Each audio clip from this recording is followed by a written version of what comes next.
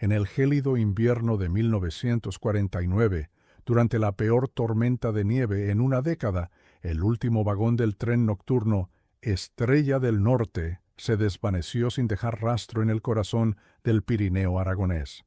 70 años después, la excavación de un nuevo túnel de alta velocidad desenterraría una verdad mucho más sombría, una verdad sellada, no por la furia de la naturaleza, sino por el frío y calculado peso de un secreto de Estado que muchos creían olvidado para siempre.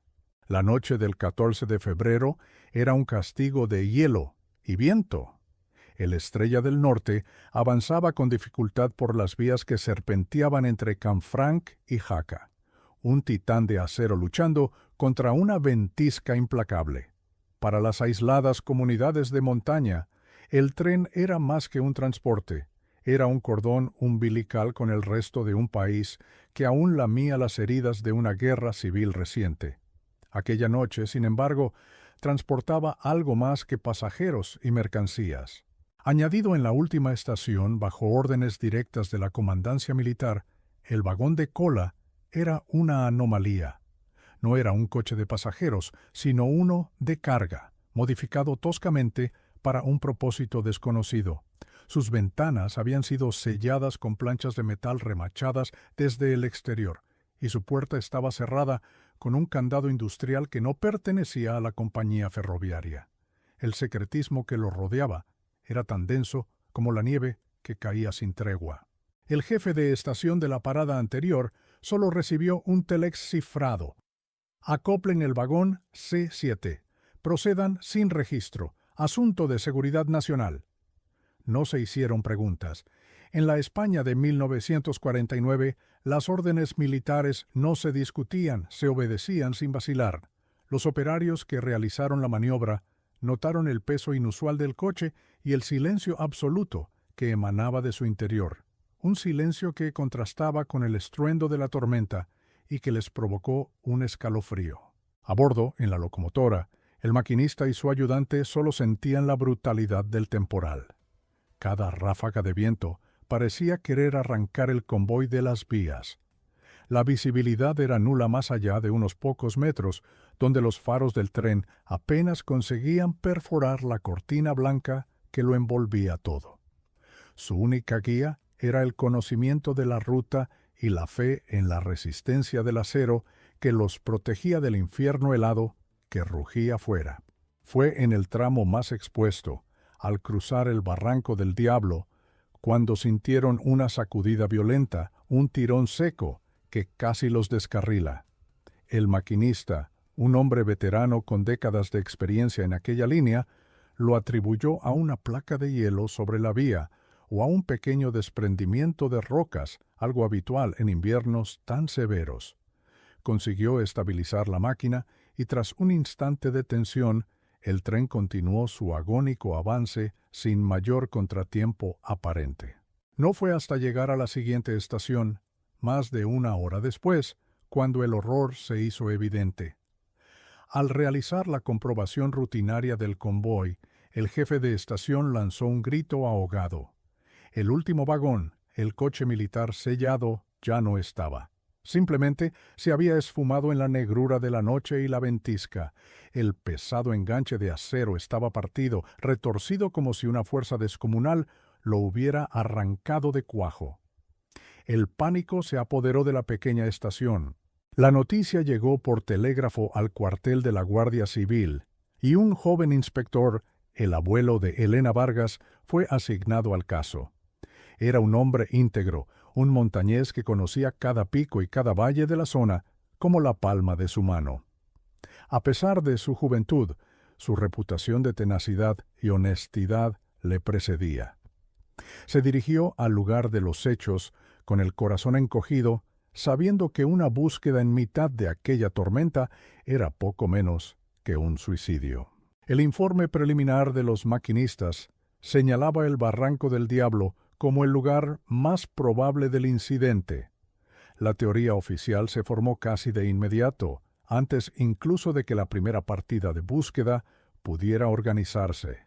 Un desprendimiento de tierra y nieve, provocado por la tormenta, Había golpeado el último vagón y lo había arrastrado al abismo. Una tragedia terrible pero explicable. Una versión simple y conveniente que calmaba los nervios de la jerarquía. Sin embargo, para el inspector Vargas, las piezas no encajaban. Cuando la tormenta amainó lo suficiente para permitir una inspección visual, sus dudas se multiplicaron. La ladera del barranco no mostraba las cicatrices de una luz reciente y de gran magnitud. Había nieve, mucha nieve, pero la orografía del terreno no correspondía con la de un desprendimiento capaz de hacer desaparecer un vagón de varias toneladas sin dejar el más mínimo rastro visible en la superficie. Sus entrevistas con el personal ferroviario revelaron contradicciones. El maquinista juraba haber sentido un solo tirón, seco y metálico, no el estruendo y la vibración prolongada que un alud provocaría. El ayudante, por su parte, recordaba un destello fugaz en la lejanía, justo antes de la sacudida, algo que había descartado como un efecto de la ventisca, pero que ahora le generaba una inquietud insoportable. Los testimonios, en lugar de aclarar, enturbiaban la narrativa oficial. El inspector solicitó permisos para organizar una expedición de búsqueda a gran escala, con equipos de montañeros y geólogos que pudieran examinar el barranco a fondo una vez que el tiempo mejorara. Creía firmemente que el vagón, o al menos sus restos, debían estar allí, sepultados bajo la nieve. Necesitaba pruebas físicas, no suposiciones apresuradas. Su instinto le decía que la verdad de lo ocurrido aquella noche era mucho más compleja. Fue entonces cuando la investigación se topó con un muro infranqueable. Un alto mando militar, el general Mateo Rivas, apodado El Lobo, se presentó en el cuartel local y asumió personalmente el control de la situación. Rivas era una figura condecorada, un héroe del régimen con una autoridad absoluta e intimidante. Su llegada silenció de inmediato cualquier voz disidente y paralizó cualquier iniciativa que no contara con su aprobación explícita. Con una frialdad cortante, el general Rivas desestimó las dudas del inspector. Declaró la zona del barranco como extremadamente inestable y peligrosa, prohibiendo cualquier operación de búsqueda o recuperación por riesgo a causar más víctimas. Citó la seguridad nacional como motivo principal para limitar la investigación, una frase que actuaba como un cerrojo, clausurando cualquier intento de indagar más allá de lo estrictamente permitido por la cúpula militar. Vargas intentó argumentar presentando sus observaciones sobre la falta de evidencias del desprendimiento. El general lo miró con unos ojos gélidos que no admitían réplica. «Inspector», dijo con una voz que era a la vez suave y amenazante, «su deber es cerrar este informe. La causa es un accidente. Los 12 ocupantes, prisioneros en traslado, han fallecido. El caso está cerrado. No hay nada más que investigar aquí. ¿Ha quedado claro?». La orden era inequívoca. Continuar con la investigación no solo sería un acto de insubordinación, sino una afrenta directa al poder del régimen, con consecuencias que podían destruir su carrera y poner en peligro a su familia. El joven inspector se vio atrapado entre su conciencia, que le gritaba que aquello era una farsa, y el instinto de supervivencia, que le aconsejaba obedecer sin rechistar. La maquinaria del Estado había dictado su propia verdad.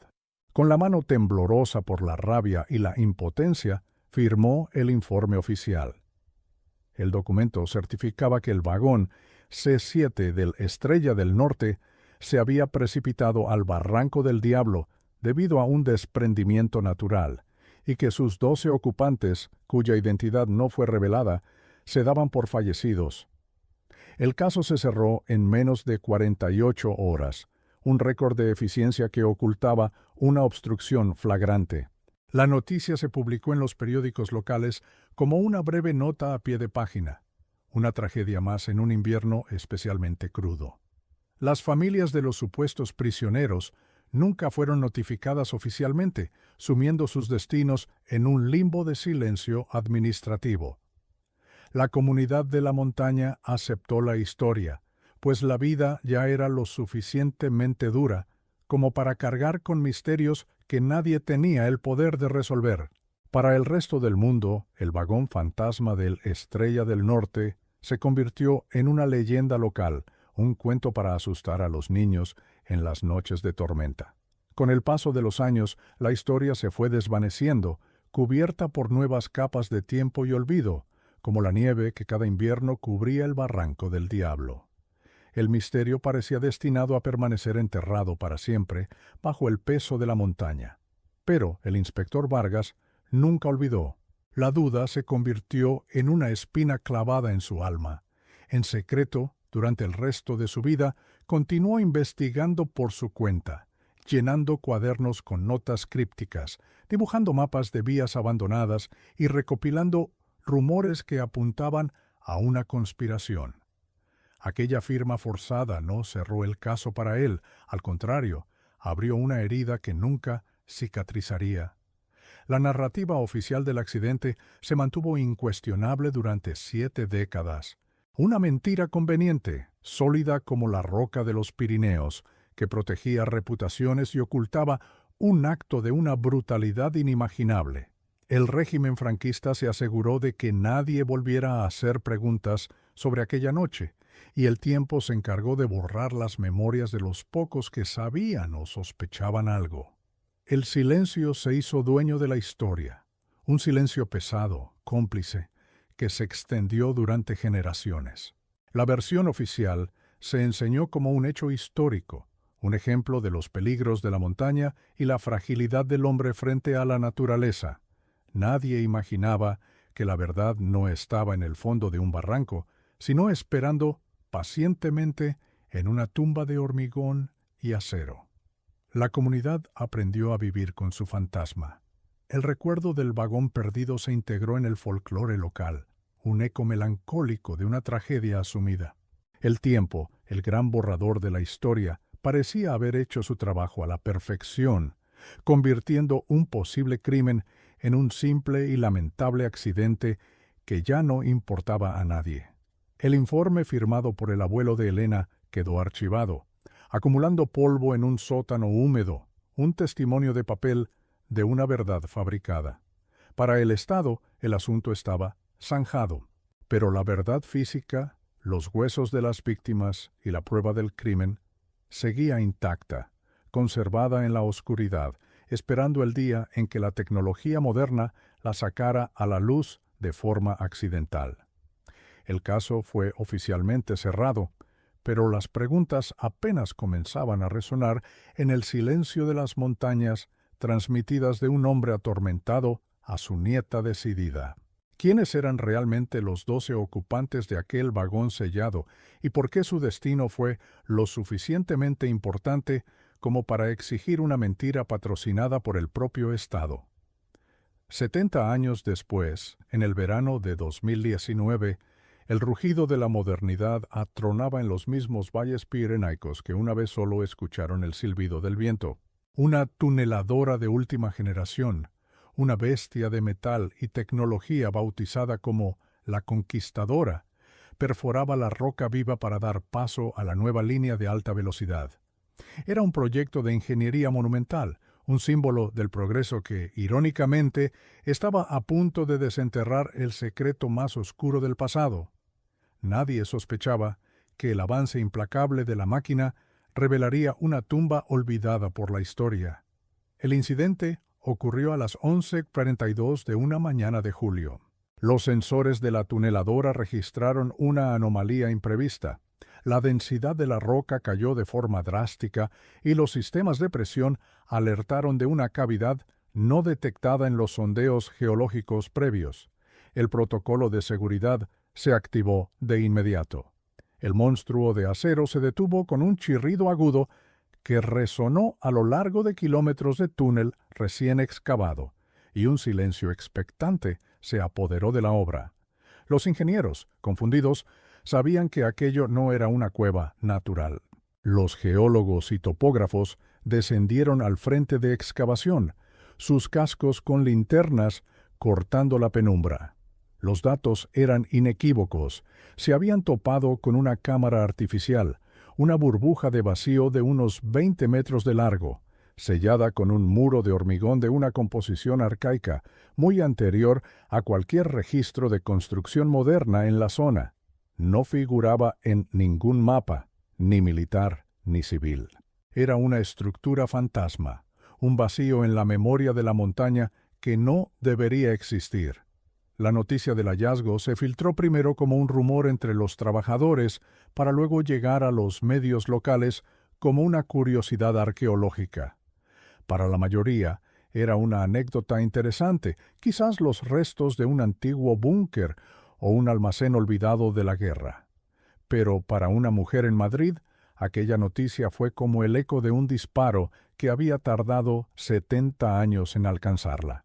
Elena Vargas, historiadora y archivista, nieta del inspector que firmó a su pesar el cierre del caso, sintió una sacudida eléctrica. Sabía con una certeza visceral lo que habían encontrado. Elena había dedicado su vida profesional a reivindicar la memoria de su abuelo. Creció escuchando sus susurros frustrados sobre el vagón fantasma, viendo los mapas que dibujaba en secreto y leyendo los diarios donde detallaba cada una de las incongruencias del caso oficial. Para ella, el Estrella del Norte no era una leyenda, sino la herida abierta de su familia, la mancha en el expediente de un hombre honesto obligado a participar en una mentira. La noticia de la cavidad artificial era la señal que había esperado toda su vida. Movida por una determinación forjada durante décadas de investigación solitaria, Elena utilizó sus credenciales académicas y sus contactos en el Ministerio de Cultura para hacerse oír. Se presentó ante la unidad de la Guardia Civil que había asumido la jurisdicción del hallazgo, la UCO, y desplegó sobre la mesa los cuadernos de su abuelo, mapas, transcripciones de entrevistas no oficiales, análisis de los partes meteorológicos de 1949. Su conocimiento del caso era enciclopédico, su implicación innegable. No pedía ser parte de la investigación, lo exigía. Los mandos de la UCO, inicialmente escépticos, quedaron impresionados por la profundidad de su investigación. Comprendieron que Elena no era una simple aficionada, sino la memoria viva de un caso que el tiempo había borrado de los archivos oficiales. Su presencia no solo era útil, sino necesaria para dar contexto a lo que fuera que se encontraran tras aquel muro de hormigón. Fue asignada oficialmente al equipo como asesora histórica, un título que apenas lograba describir el peso personal que aquel misterio tenía para ella. El equipo de operaciones especiales de la Guardia Civil, junto a un grupo de arqueólogos forenses, preparó la apertura de la cámara sellada. La operación fue de una precisión quirúrgica. No se usaron explosivos, sino herramientas de corte de diamante para extraer un bloque del muro de hormigón, preservando la integridad de la estructura. El aire en el túnel era una mezcla de expectación y solemnidad. Elena observaba a pocos metros, el corazón latiéndole con la fuerza de 3 generaciones de dudas acumuladas.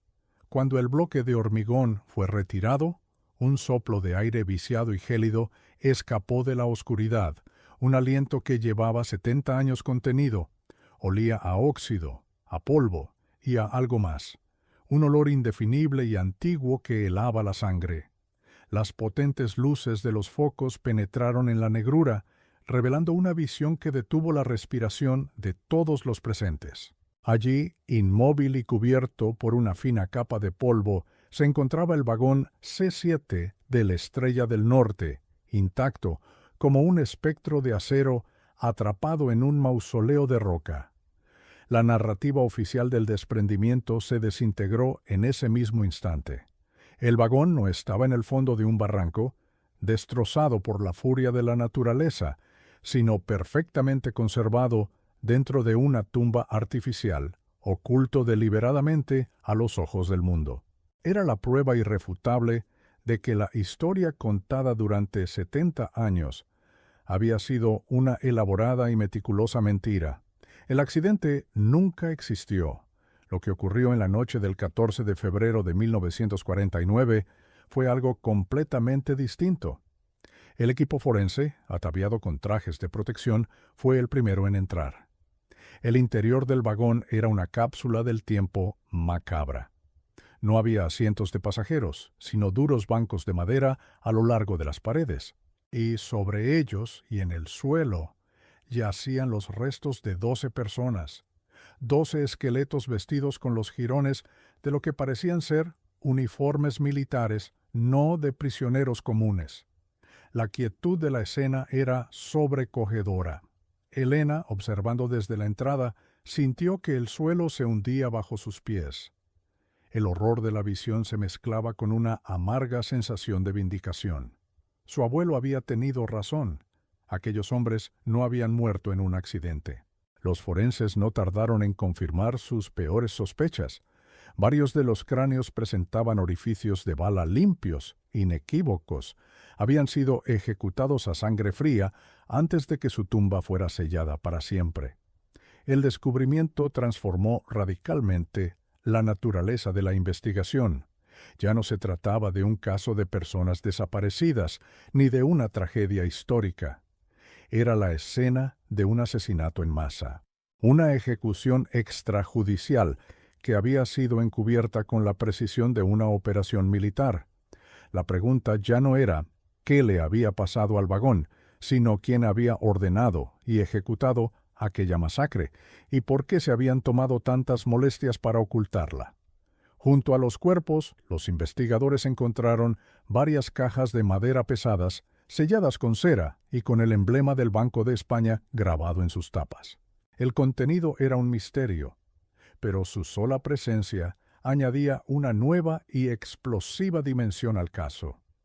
No solo se trataba de una ejecución política, sino también de un posible robo a gran escala, perpetrado bajo el amparo de la noche, la tormenta y el poder de un régimen que no respondía ante nadie. La apertura del vagón fue el catalizador que rompió 7 décadas de silencio forzado. La verdad, sepultada bajo toneladas de roca y mentiras, había salido a la luz de la forma más inesperada. El accidente de la Estrella del Norte se reveló como la Operación Silencio, un crimen de Estado cuya magnitud apenas comenzaban a comprender. La investigación acababa de empezar y cada paso adelante sería un paso en un campo de minas histórico y político. Elena Vargas se encontró en el epicentro de esta tormenta. La obsesión de su abuelo se había convertido en su misión. Ya no se trataba solo de limpiar su nombre, sino de devolver la identidad a las 12 víctimas anónimas y de encontrar a los responsables de su muerte. Sabía que se enfrentaría a fuerzas que harían todo lo posible por mantener enterrado el pasado, descendientes de aquellos que se beneficiaron del silencio. El hallazgo ocupó los titulares de toda España. La leyenda local se convirtió en un escándalo nacional. Las viejas heridas de la guerra civil y la posguerra, que muchos creían cicatrizadas, amenazaban con reabrirse. El vagón no solo contenía los restos de 12 hombres, contenía un fragmento tóxico de la historia que el país había intentado olvidar, una prueba de que la versión oficial, a menudo, es solo la mentira que mejor ha sido contada. La UCO estableció un perímetro de seguridad estricto alrededor de la zona, declarándola escena de un crimen. Cada pieza de evidencia, cada hueso, cada jirón de tela fue meticulosamente catalogado. El vagón en sí era la prueba principal, un testigo mudo de una brutalidad inimaginable. La investigación se centraría ahora en reconstruir los hechos de aquella noche, partiendo de la única certeza que tenían. Todo lo que se había creído hasta ahora era falso. La refutación de la narrativa oficial fue total y categórica. No hubo desprendimiento, no hubo accidente, no hubo una tragedia causada por la naturaleza. Hubo un plan, un desvío, una ejecución y un enterramiento. El general Mateo Rivas, el Lobo, la figura que había cerrado el caso con mano de hierro, se convirtió de inmediato en el principal sospechoso, aunque llevara décadas muerto. Su sombra se proyectaba larga y oscura sobre la nueva investigación. Para Elena, el descubrimiento del vagón era el final del primer capítulo. el que su abuelo nunca pudo escribir. Ahora comenzaba el suyo, la búsqueda de justicia. Sostenía en sus manos el diario de su abuelo, cuyas páginas amarillentas parecían vibrar con una nueva urgencia. Las notas crípticas, las sospechas y los nombres que su abuelo no se atrevió a pronunciar en voz alta eran ahora las pistas que guiarían su camino. La atmósfera entre los investigadores era de una tensión palpable. No estaban desenterrando un simple crimen, sino una conspiración que implicaba a las más altas esferas del régimen anterior. Muchos de los implicados habrían fallecido, pero sus familias, sus legados y las fortunas construidas sobre aquella base de silencio y sangre seguían muy presentes. La investigación prometía ser una batalla contra la historia misma. El equipo forense continuó su trabajo dentro del vagón. Cada nuevo hallazgo era una pieza más en el puzzle. Un casquillo de bala aquí, un botón de un uniforme allá. Pequeños objetos que contaban la historia de los últimos momentos de aquellos hombres. La frialdad de la ejecución era evidente en la disposición de los cuerpos, algunos de los cuales parecían haber sido rematados en el suelo. La escena era un testamento helador de la crueldad humana. La noticia de los uniformes republicanos y las cajas del Banco de España añadió un componente político y económico al crimen. ¿Eran maquis intentando huir del país con fondos robados? ¿O eran leales a la República a quienes les robaron un tesoro que intentaban poner a salvo? La identidad de las víctimas era la primera clave que necesitaban descifrar para entender el móvil detrás de la masacre. Mientras los focos iluminaban el interior del vagón, Elena sintió el peso de la responsabilidad sobre sus hombros. Era la voz de su abuelo y la de los 12 hombres silenciados en aquella tumba de acero. Su búsqueda de la verdad personal se había entrelazado con la necesidad de una reparación histórica. El camino sería largo y peligroso, lleno de secretos que se resistirían a salir a la luz. El eco de la tuneladora se había apagado, reemplazado por el murmullo de los investigadores y el zumbido de los generadores. La modernidad había chocado con el pasado, y el resultado era un abismo de preguntas sin respuesta. La verdad sobre la Operación Silencio estaba empezando a emerger, pero sus raíces eran profundas y retorcidas y nadie sabía hasta dónde llegarían. El equipo de la UCO comenzó a trazar un plan de acción. Necesitaban analizar los registros militares de la época, buscar a los descendientes de los ferroviarios que trabajaron aquella noche y, sobre todo, investigar la vida y carrera del general Mateo Rivas. Cada pista, por pequeña que fuera, era crucial para reconstruir un crimen diseñado para ser perfecto, para no ser descubierto jamás. La revelación del vagón no trajo paz, sino una tormenta. Familias poderosas de la región, cuyos antepasados ocuparon cargos de responsabilidad en 1949, comenzaron a moverse en las sombras, nerviosas por lo que la investigación pudiera desvelar. El muro de silencio que había protegido el secreto durante 70 años no se había desmoronado del todo, simplemente había retrocedido, preparándose para resistir el nuevo asalto. Elena miró por última vez el interior del vagón antes de que los forenses lo sellaran para su traslado. La imagen de los esqueletos bajo la luz blanca y fría se grabó a fuego en su memoria. No eran solo víctimas, eran un mensaje que había tardado 70 años en ser entregado y que ahora, por fin, alguien estaba dispuesto a escuchar y a descifrar hasta sus últimas consecuencias. El sol comenzaba a ponerse tras los picos de los Pirineos, tiñendo el cielo de tonos anaranjados y púrpuras, colores que parecían llorar por la tragedia revelada. La primera y más importante mentira había caído. El caso del Estrella del Norte estaba oficialmente reabierto, no como una desaparición, sino como la investigación de una docena de asesinatos. Pero este descubrimiento, por monumental que fuera, era solo la primera pieza de un rompecabezas macabro que nadie estaba preparado para montar. La investigación se transformó en una operación de arqueología criminal. La UCO estableció un centro de mando temporal en Canfranc, convirtiendo la antigua estación internacional en un hervidero de forenses, historiadores y analistas de datos. Elena Vargas se convirtió en el nexo entre el pasado y el presente. Su conocimiento enciclopédico del caso, heredado de la obsesión de su abuelo, era ahora la piedra angular sobre la que se construiría toda la acusación. El objetivo inicial era doble y monumental: dar un nombre a los 12 esqueletos y reconstruir, minuto a minuto, la cronología de una masacre diseñada para ser borrada de la historia. El laboratorio móvil de la Guardia Civil trabajaba sin descanso. El análisis balístico de los proyectiles recuperados de los cráneos y las paredes del vagón fue la primera pieza del puzzle. Todos pertenecían a pistolas Astra 400 y subfusiles Star Z-45, armamento reglamentario del ejército español en la década de los 40.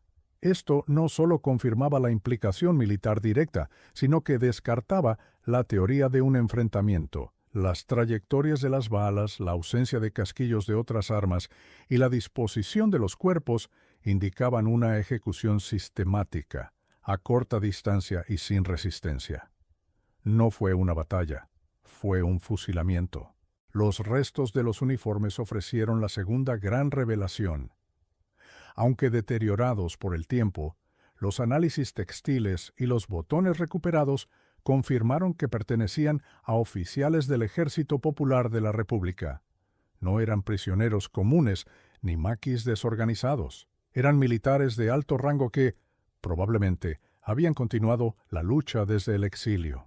Esta revelación elevaba el crimen de una purga política a un acto de guerra perpetrado fuera de cualquier campo de batalla, un asesinato de prisioneros que violaba cualquier convención. ¿Quiénes eran exactamente y por qué su eliminación requirió un secreto de Estado? Mientras los forenses trabajaban con los huesos, Elena se sumergió en los archivos. Cruzando los datos de oficiales republicanos desaparecidos en la frontera franco-española entre 1948 y 1950, comenzó a trazar un círculo alrededor de un grupo de 12 hombres, miembros del Servicio de Inteligencia republicano en el exilio, que se desvanecieron juntos en una misión clandestina. La coincidencia era demasiado grande para ser ignorada. Estaban volviendo a España, pero ¿con qué propósito? La respuesta parecía estar en las pesadas cajas de madera encontradas junto a sus cuerpos. La apertura de las cajas se llevó a cabo bajo estrictas medidas de seguridad y fue retransmitida en directo a los altos mandos en Madrid. Dentro no había documentos ni armas, sino lingotes de oro macizo, cada uno estampado con el sello del Banco de España de la época republicana. Era una parte del tesoro que había salido del país durante la Guerra Civil para financiar al gobierno en el exilio. Aquellos 12 hombres no solo eran espías, eran custodios. Su misión era repatriar una fortuna para financiar una posible insurgencia. El móvil del crimen se volvía diáfano. No fue solo una ejecución política, fue el mayor atraco de la posguerra. Fue en este punto de la investigación cuando la familia Rivas entró en escena. El general Mateo Rivas, el Lobo, había fallecido en 1982, pero su hijo, Javier Rivas, un influyente empresario y filántropo local, era el feroz guardián de su legado. Al enterarse de la naturaleza de la investigación, convocó una rueda de prensa. Con una calma calculada y una indignación paternalista, defendió la memoria de su padre, describiéndolo como un héroe que gestionó una tragedia natural con la diligencia que la situación requería. Calificó la investigación de Elena como un ataque revisionista y una profanación de la memoria de las víctimas de un terrible accidente. La declaración de Javier Rivas fue una declaración de guerra. Su fachada de respetabilidad y civismo apenas ocultaba una amenaza velada. Su narrativa pública era una repetición exacta del informe oficial de 1949. Una tormenta, un desprendimiento, una tragedia. Pero cada palabra que pronunciaba era ahora una mentira demostrable, refutada por la ciencia forense y las pruebas físicas que emergían del túnel. La UCO se dio cuenta de que no solo investigaban un crimen de 70 años, sino que se enfrentaban a una conspiración activa para mantenerlo oculto, una conspiración liderada por el hijo del principal sospechoso. La presión hizo que Elena se aferrara aún más a los diarios de su abuelo. Releyó una y otra vez las entradas de febrero de 1949, buscando un detalle que se le hubiera escapado, y lo encontró. Una anotación críptica. El lobo no esperaba la tormenta, la usó. La vía muerta lo sabe todo. Junto a la frase, un pequeño mapa dibujado a mano de la red ferroviaria local, con una línea de puntos que se desviaba de la ruta principal, justo antes del Barranco del Diablo, y terminaba en un punto muerto marcado con una X. Era una vía de servicio abandonada, desmantelada en los años 60 y que no aparecía en los mapas modernos. El equipo de la UCO utilizó tecnología de escaneo georradar y superpuso el mapa del abuelo de Elena sobre imágenes satelitales históricas. La coincidencia fue milimétrica. La vía muerta conducía directamente a la ladera de la montaña donde se había encontrado la cámara sellada. La teoría se solidificó. El vagón no se había despeñado. Fue deliberadamente desacoplado, desviado por esa vía secreta hasta el interior de un túnel preexistente, probablemente una obra militar abandonada, y luego sellado. La versión del accidente no era solo una mentira, era una coartada para una operación logística de una precisión escalofriante. Si el general Rivas orquestó esta operación, necesitaba cómplices locales. La UCO comenzó a investigar los registros de personal del ferrocarril de la época, buscando a cualquiera que hubiera trabajado aquella noche y que aún viviera. Encontraron a un hombre, Anselmo, un antiguo guardagujas, que entonces era solo un adolescente aprendiz. Ahora, con 90 años y una memoria frágil, vivía en una residencia en Jaca. Su testimonio inicial en 1949 fue breve y sin importancia. No vio nada debido a la tormenta. Pero ahora, lejos del miedo y la intimidación de la época, su historia cambió. Anselmo recordó algo que había reprimido durante 70 años. Su superior le ordenó aquella noche cambiar manualmente una aguja en la vía que llevaba al ramal abandonado, algo que no tenía ningún sentido operativo. Mientras lo hacía, vio pasar camiones militares en dirección a la montaña horas antes de que el tren llegara a ese punto. Le dijeron que era un ejercicio de seguridad nacional y que si hablaba, su familia pagaría las consecuencias. El testimonio del anciano, aunque tardío, era la pieza humana que faltaba, la prueba de que la conspiración se extendió más allá de los muros del cuartel. Con esta nueva información, el cerco sobre la narrativa de Javier Rivas se estrechó. Si su padre solo respondió a un accidente, ¿por qué había personal militar preparando una vía muerta horas antes de que ocurriera? Si fue una tragedia imprevisible, ¿por qué un humilde guardagujas fue amenazado para que guardara silencio sobre una maniobra aparentemente rutinaria? Las preguntas retóricas se acumulaban, y cada una de ellas era una grieta en la fachada de honorabilidad que Javier intentaba mantener a toda costa. La paranoia comenzó a extenderse por la élite local, descendientes de aquellos que se enriquecieron sospechosamente tras 1949. El análisis del hormigón utilizado para sellar la entrada del túnel aportó otra prueba crucial. Su composición química era idéntica a la utilizada en la construcción de los búnkeres del cuartel que dirigía el general Rivas. Además, los restos de explosivos encontrados en la roca circundante, que simulaban el desprendimiento, correspondían a un lote de dinamita que, según los registros militares, solo estaba a disposición de la unidad de ingenieros bajo el mando directo del general. La evidencia material conectaba inequívocamente los medios y los métodos de la ocultación con el hombre que oficialmente solo había firmado el informe del accidente. La investigación se topó entonces con el esperado muro de silencio.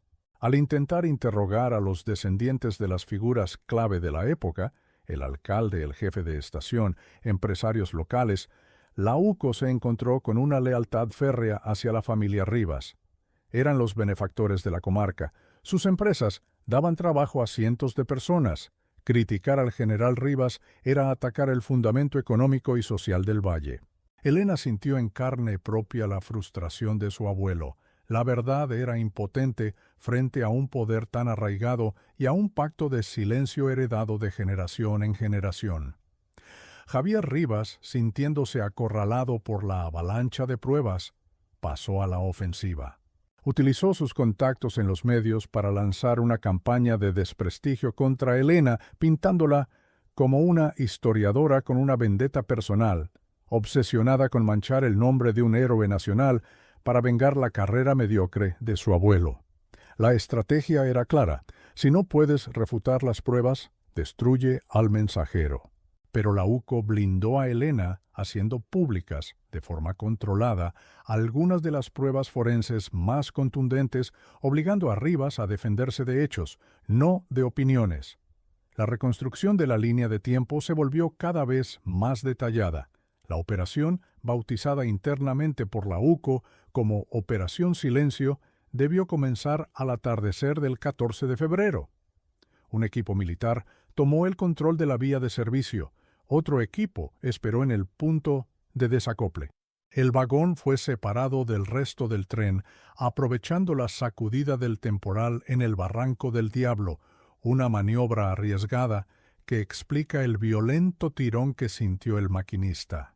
Mientras el Estrella del Norte continuaba su viaje ajeno a la pérdida, el vagón C7 era remolcado a su tumba. Dentro del túnel se produjo la masacre. Los 12 oficiales republicanos fueron ejecutados. El oro fue transferido a vehículos militares. Finalmente, la entrada fue sellada con hormigón y la ladera dinamitada para simular un corrimiento de tierras.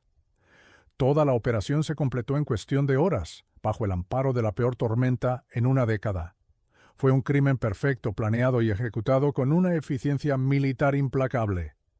El único error que cometieron fue subestimar la tenacidad de un inspector de la Guardia Civil y la memoria que legaría a su nieta. Cada nueva prueba era un martillazo contra el mausoleo de mentiras construido por el general Rivas. La historia oficial no solo era falsa, sino que era un insulto a la inteligencia y a la memoria de las víctimas. La frustración del equipo de investigación crecía al ver cómo, a pesar de la evidencia abrumadora, el poder y la influencia de Javier Rivas seguían obstaculizando el reconocimiento público de la verdad. Necesitaban algo más, una prueba irrefutable que no solo señalara al general, sino que lo condenara sin ninguna duda. La identificación de los cuerpos avanzaba lentamente. Gracias a muestras de ADN de descendientes localizados en Francia y México, se logró poner nombre a 3 de las 12 víctimas.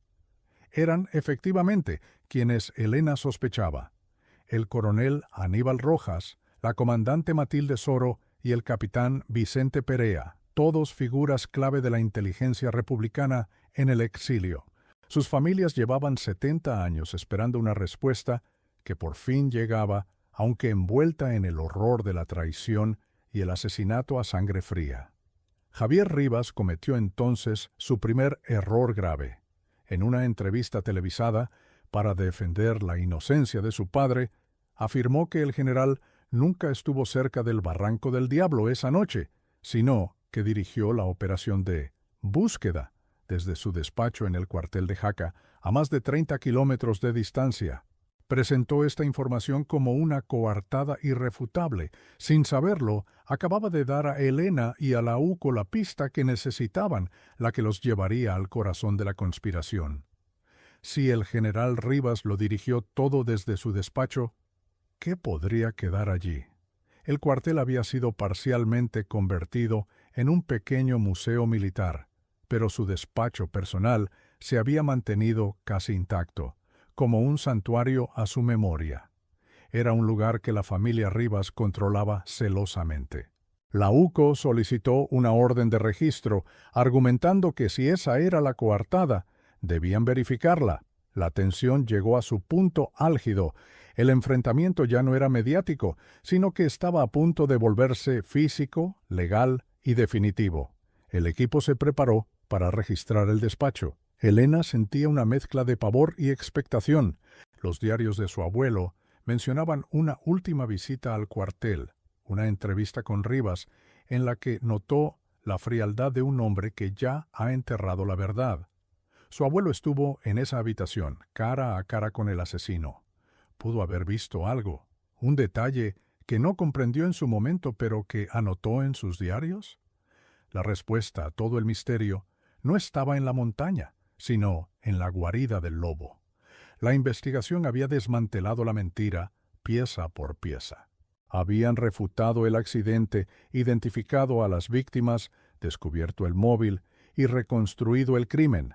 Pero para demoler el legado del general Rivas y la red de silencio que su hijo protegía, necesitaban su propia voz, una confesión, una prueba que emanara del propio asesino, una prueba trofeo que hubiera permanecido oculta, esperando a que alguien con las preguntas correctas viniera a buscarla. La narrativa de Javier Rivas se desmoronaba, pero él seguía en pie, protegido por su apellido y su fortuna.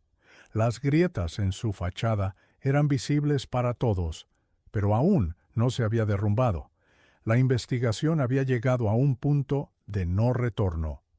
El siguiente paso determinaría si la verdad sería oficialmente reconocida o si quedaría relegada a una teoría plausible pero no probada, permitiendo a los culpables y sus herederos escapar una vez más en las sombras de la historia. El laboratorio confirmó la edad del hormigón, la procedencia de la dinamita, la trayectoria de las balas. La ciencia había hablado con una claridad meridiana. Ahora faltaba que la historia hablara, y la historia, a menudo, deja sus confesiones escritas en los lugares más insospechados, en los objetos personales de los hombres que creen que sus secretos morirán con ellos. La UCO se dirigía al antiguo cuartel no solo con una orden de registro, sino con la certeza de que estaban a punto de encontrar la clave final. El contraste entre la tecnología moderna de la investigación y la antigüedad del crimen era sobrecogedor. Drones, georradares y análisis de ADN se usaban para desentrañar un acto de brutalidad cometido con pistolas de la posguerra y ocultado con dinamita y hormigón. Era una batalla del siglo XXI contra un fantasma del siglo XX, y el campo de batalla final sería una habitación polvorienta que había guardado su secreto durante 7 décadas. La pregunta que flotaba en el aire era angustiosa. ¿Qué hacía un general condecorado, un héroe del régimen, documentando o guardando pruebas de su propio crimen atroz? ¿Era arrogancia, un descuido o un retorcido sentido de la historia? La psicología del general Mateo Rivas se convirtió en la última variable de una ecuación que estaba a punto de resolverse. Su personalidad, su ego, podía ser la clave que finalmente lo desenmascarara. La tensión era máxima.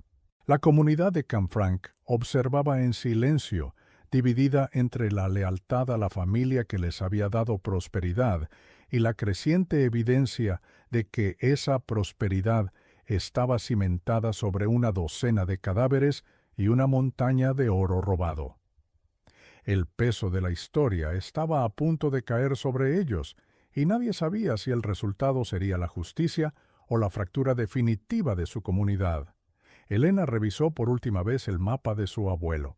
La X no solo marcaba la ubicación del túnel, sino que simbólicamente representaba el punto donde la verdad fue enterrada. Ahora ella se dirigía al lugar donde esa verdad fue concebida. Era el cierre de un círculo, un viaje que había comenzado con la impotencia de su abuelo y que estaba a punto de culminar con su propia determinación.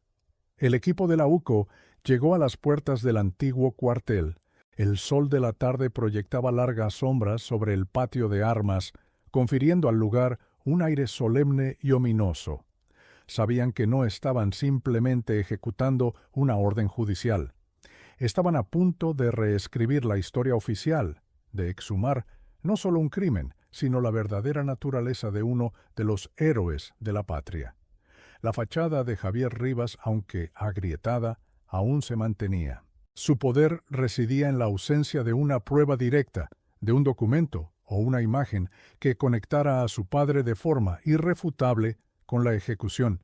Sin esa prueba trofeo, siempre podría sembrar la duda, argumentar que el general fue un chivo expiatorio, que cumplía órdenes o que las pruebas eran circunstanciales. La investigación había llegado a su clímax metodológico. Se habían agotado las vías forenses y testimoniales. Todo el peso del caso recaía ahora en lo que pudieran encontrar en el despacho del general. Era una apuesta de todo o nada, la última oportunidad de hacer justicia por las 12 víctimas del vagón fantasma del Estrella del Norte. Mientras cruzaban el umbral del despacho, una capa de polvo de 70 años pareció agitarse en el aire.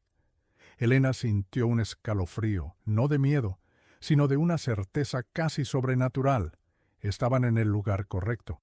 La verdad estaba allí, esperando pacientemente en algún rincón oscuro, en un cajón cerrado con llave, o detrás de un falso fondo. Se dieron cuenta de que la respuesta no estaba enterrada con las víctimas, sino que había estado esperando, oculta a plena vista, en la guarida del propio lobo. El despacho del general Mateo Rivas era una cápsula del tiempo, un santuario dedicado al ego de un hombre que se creía por encima de la historia. El aire, denso y cargado con el olor a cuero viejo y papel amarillento, parecía vibrar con los secretos que había guardado durante 70 años. El equipo de la UCO, liderado por un inspector jefe y con Elena Vargas como testigo clave, se movía con una precisión quirúrgica, conscientes de que estaban profanando la guarida de un depredador.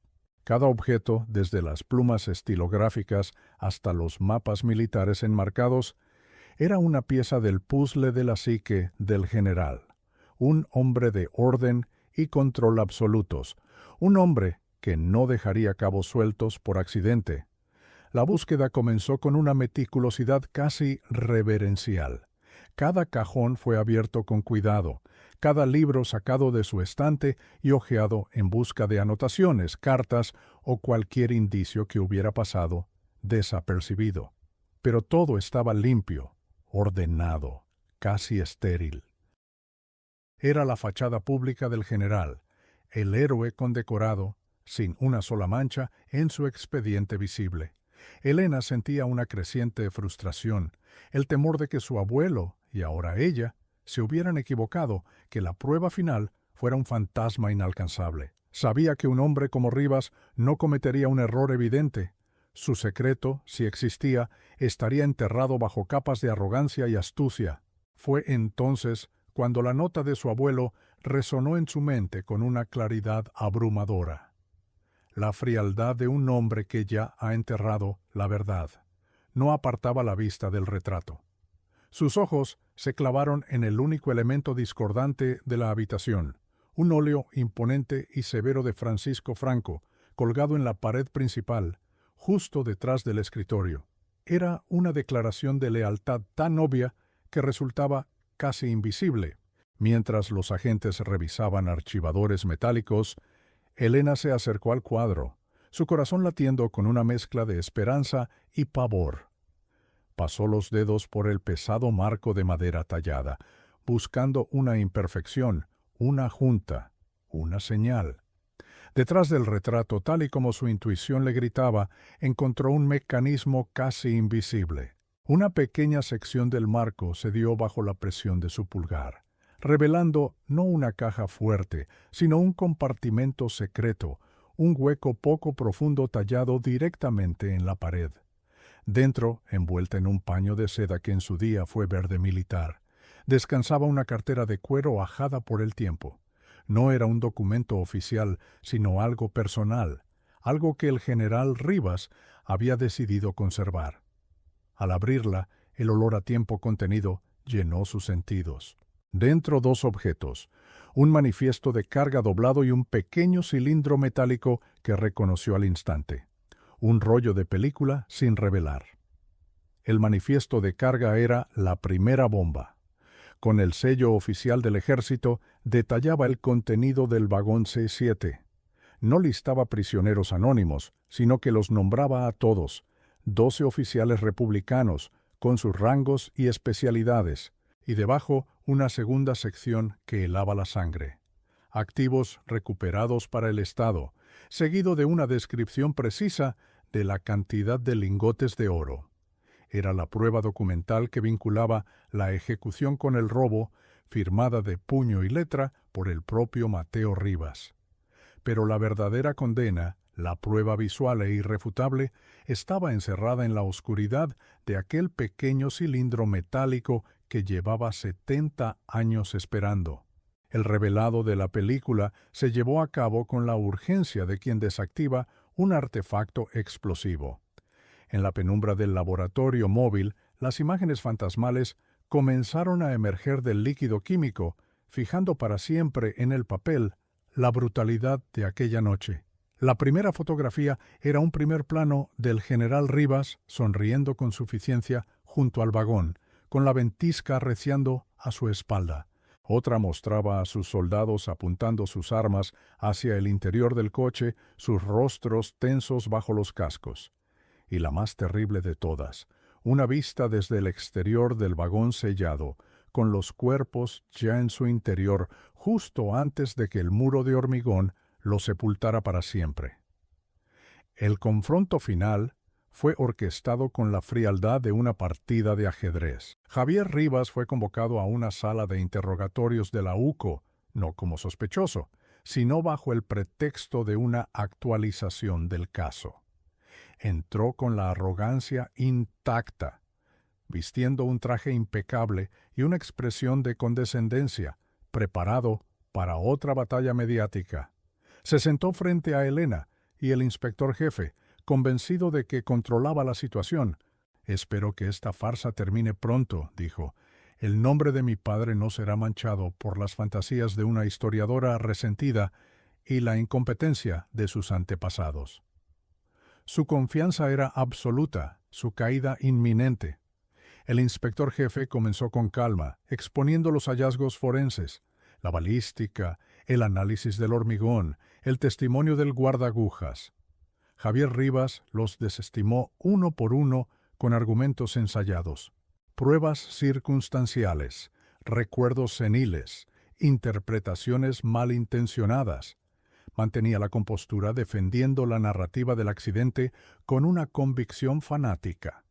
Para él, la verdad no era lo que ocurrió, sino la historia que su familia había construido y defendido durante décadas. Su lealtad no era a la verdad, sino al mito de su padre, un mito que le había proporcionado una vida de privilegio y poder. Entonces, el inspector deslizó sobre la mesa una copia del manifiesto de carga. Este documento, firmado por su padre, detalla la identidad de las víctimas y el botín de oro. ¿También es una interpretación? La arrogancia de Javier vaciló por primera vez. Sus ojos recorrieron el papel, reconociendo la caligrafía de su padre. Su rostro palideció, pero se recompuso rápidamente. Una falsificación, evidentemente. Es increíble hasta dónde están dispuestos a llegar para destruir el legado de un patriota. La negación era su último refugio, un muro que se estaba desmoronando ladrillo a ladrillo, pero que él se negaba a abandonar. Fue Elena quien asestó el golpe de gracia. Sin decir una palabra, colocó sobre la mesa, una a una, las fotografías reveladas, ampliadas en blanco y negro. Su crudeza era devastadora, la imagen del general sonriendo, la de los soldados apuntando, la del vagón convirtiéndose en una tumba. Javier Rivas miró la primera foto y una mueca de desdén cruzó su rostro, pero al ver la segunda y luego la tercera su cuerpo se agarrotó. El color huyó de su cara, reemplazado por una máscara de incredulidad y horror. El mito de su padre, el héroe, el patriota, se desintegraba ante sus ojos en una secuencia de imágenes granuladas. El silencio en la sala era total. roto solo por la respiración agitada de Javier. Ya no había argumentos, ni coartadas, ni negaciones posibles. Las fotografías eran una confesión visual, un testamento dejado por la arrogancia de un asesino que quiso documentar su victoria para la posteridad, convencido de que su secreto nunca sería descubierto. La prueba trofeo no solo incriminaba al general, aniquilaba su leyenda. Javier Rivas no apartaba la vista de la imagen de su padre y en sus ojos ya no había desafío, solo el vacío de un hombre que lo había perdido todo en un instante. Mi padre hizo lo que tenía que hacer, susurró finalmente con la voz rota. No fue una confesión del crimen, sino una admisión de la verdad que había protegido toda su vida. Aquellos hombres eran traidores. El oro pertenecía a España, no a un gobierno de exiliados. Fue un acto de guerra, no un asesinato. En su intento desesperado por justificar lo injustificable, lo confesó todo: el móvil, la ideología, el encubrimiento, la operación silencio quedaba al descubierto, no por un testigo, sino por la boca del hijo de su arquitecto. Su lealtad filial lo había convertido en el último guardián del crimen y ahora en su cronista final. La detención de Javier Rivas por obstrucción a la justicia y encubrimiento fue inmediata, aunque simbólica. El verdadero juicio ya había tenido lugar en esa sala. La verdad, completa y sin ambigüedades, salió a la luz en una rueda de prensa que conmocionó al país. Las fotografías del general Rivas ocuparon las portadas de todos los periódicos. Su sonrisa helada junto al vagón de la muerte se convirtió en el rostro de la brutalidad de una época. La historia oficial fue demolida públicamente, reemplazada por los hechos irrefutables de un crimen de Estado meticulosamente planeado y ejecutado. El impacto en Canfranc y en las familias poderosas de la región fue sísmico. El apellido Rivas, antes sinónimo de respeto y poder, se convirtió en una marca de infamia. Las estatuas y placas en honor al general fueron retiradas en silencio durante la noche. Los imperios económicos y sociales construidos sobre los cimientos de aquella mentira y aquel oro robado se tambalearon. Aunque los crímenes habían prescrito y no habría condenas penales para los ejecutores, la justicia social fue implacable. El silencio cómplice de la comunidad se rompió y las viejas historias susurradas en voz baja se gritaron por fin a los cuatro vientos. Los restos de los 12 oficiales republicanos fueron exhumados con dignidad. Gracias al manifiesto, todos fueron identificados. Sus descendientes, localizados por toda Europa y América Latina, viajaron a España para un funeral de Estado. En una ceremonia solemne, no lejos del barranco donde el mundo creyó que habían muerto, sus ataúdes, cubiertos con la bandera republicana, fueron enterrados con los honores militares que se les habían negado durante 7 décadas. El cierre de una herida histórica que había supurado en secreto durante demasiado tiempo. La justicia, aunque tardía, había llegado. Elena Vargas observó la ceremonia desde una discreta distancia. No sentía euforia, sino una profunda y serena sensación de paz. La misión que había heredado de su abuelo había concluido. Su nombre, el del inspector honesto obligado a afirmar una mentira, fue reivindicado públicamente. El informe oficial de 1949 fue anulado y reemplazado por uno nuevo, uno que contaba la verdad, toda la verdad. La mancha en el honor de su familia había sido limpiada, no con venganza, sino con la persistencia incansable de la memoria. Días después, Elena visitó la tumba de su abuelo en el pequeño cementerio del pueblo. El aire de la montaña era fresco y puro. No llevó flores, sino un periódico. En la portada, el titular: La verdad de la Estrella del Norte. Se resuelve el crimen de Estado de 1949. Lo dejó con cuidado sobre la lápida de piedra. No dijo nada. No era necesario. El silencio entre ellos, un silencio que había durado más allá de la muerte, estaba por fin lleno de respuestas. Su viaje personal y la reparación histórica se habían fundido en un solo acto de justicia. La historia de la Operación Silencio se convirtió en un recordatorio de que la verdad, por muy profundo que se la entierre, rara vez muere. Puede permanecer latente, silenciada por el miedo, el poder o el paso del tiempo, pero conserva una extraña vitalidad.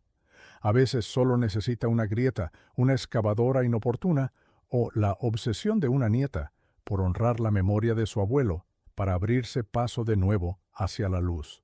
La justicia no siempre llega en un tribunal. A veces su forma más pura es simplemente el fin de una mentira.